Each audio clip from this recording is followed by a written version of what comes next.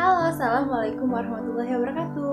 Kenalin, nama aku Perfil Sugeta dari Universitas Sriwijaya. Kali ini aku bakal bahas satu tema, yaitu partisipasi politik. Lalu, apa sih yang dimaksud dengan partisipasi politik itu?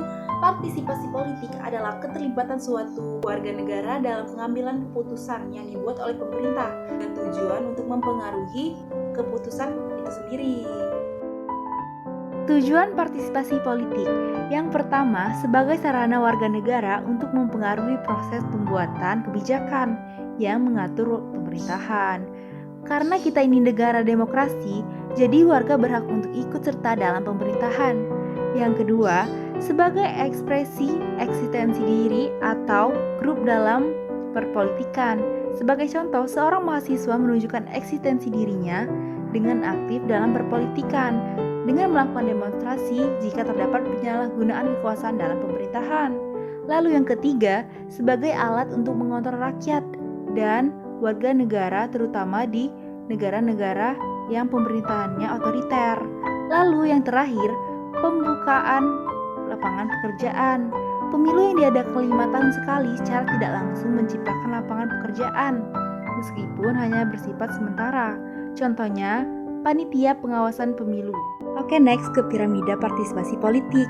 Yang oranye tuh, yang berada di piramida pertama merupakan orang-orang yang aktif dalam perpolitikan karena itu pekerjaan mereka. Contohnya pejabat umum dan pejabat parpol dan lain-lain.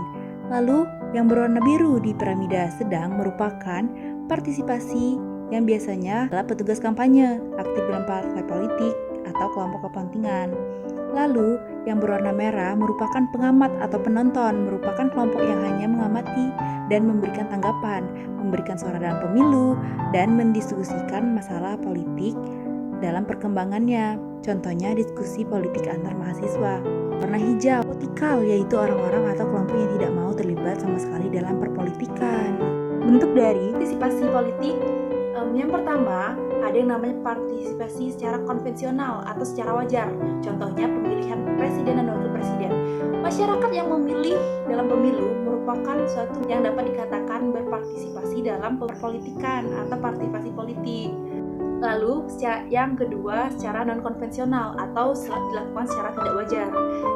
Contohnya demonstrasi. Demonstrasi dilakukan tentu saja karena adanya penyimpangan atau ketidakadilan yang dirasakan oleh masyarakat.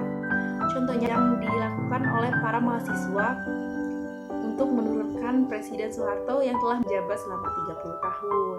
Secara umum, tripologi politik terbagi menjadi 3. Yang pertama, partisipasi aktif, yaitu merupakan suatu partisipasi yang berorientasi pada proses output dan input. Yang kedua, ada partisipasi pasif, yaitu partisipasi yang hanya berorientasi pada hasil atau menerima saja setiap keputusan.